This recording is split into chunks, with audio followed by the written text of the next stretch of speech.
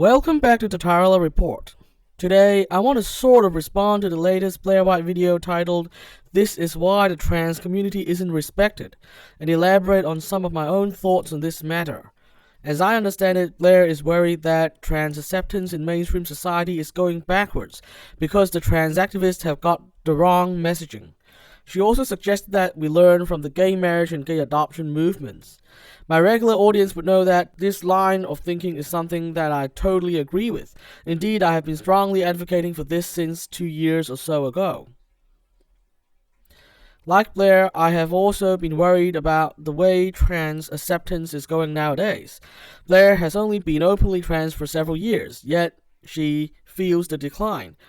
As for myself, I felt more accepted back in 2007 compared to now, so you know how bad it is. And it's sad because, everything I do here I'm doing for the trans community, my fellow trans people. It feels weird that I even have to say this, but nowadays, everyone seems to be using the trans community for some kind of agenda, and it leaves us with the consequences. Indeed, I think it's akin to a moral crime to use such a misunderstood minority for your own political agenda. My point is, if you don't really want to help with the practical improvement of trans lives, please don't pretend to be an ally and use us for your political program. To all you people using trans lives to promote your talking points of deconstruction, Foucauldian postmodernism, the Marcusean Great Refusal, the 1960s style revolution, and so on, as a trans person suffering the consequences, I've really had enough of it. I think there's still time to regain that respect, to avoid the spiral downwards. It all starts with the trans community itself. Many well-meaning trans people have tried to get rid of the bad faith actors, to get the trans conversation back on track. I mean, we all still disagree to an extent. It's like how I don't always agree with Blaire, and Natalie from ContraPoints doesn't always agree with my views either. But we can all see there's something wrong, and something needs to change. However, this is where bad faith actors use cancel culture to silence critics and forcibly shape the agenda. Anything any well-meaning trans person says, any well-meaning criticism to get the community back on track, the bad faith actors will try to cancel us for this or that. You either get with their program or they cancel you. Again, everything I say and do, I do it for the benefit of everyday trans people. But I still have to live in fear of the cancel culture mob. It's sad but true. So, where do we go now? I guess we need to do two things. Firstly, let's have a trans rights agenda that is focused on the needs of everyday trans people. Blaire mentioned employment and housing in her video, and I think that's exactly where the attention needs to be focused.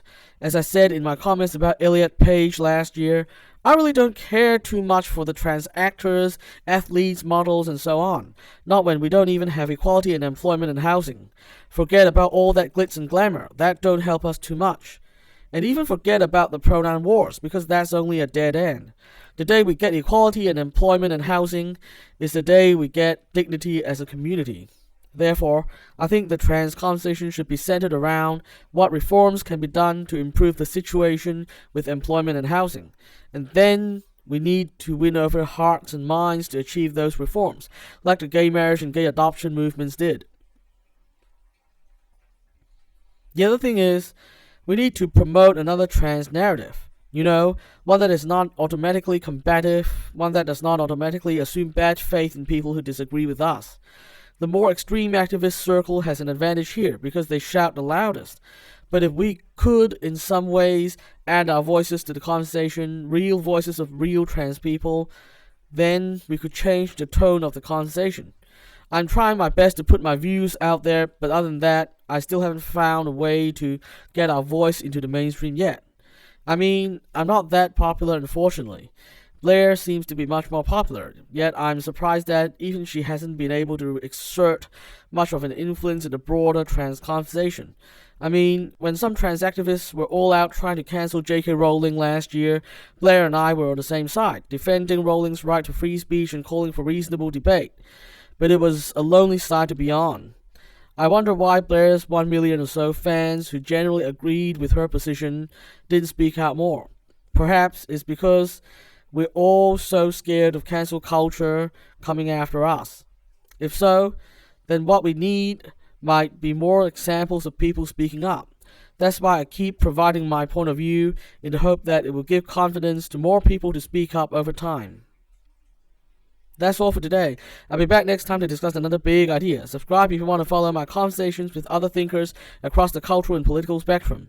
And remember to resist conformity and stay positive. The world depends on it.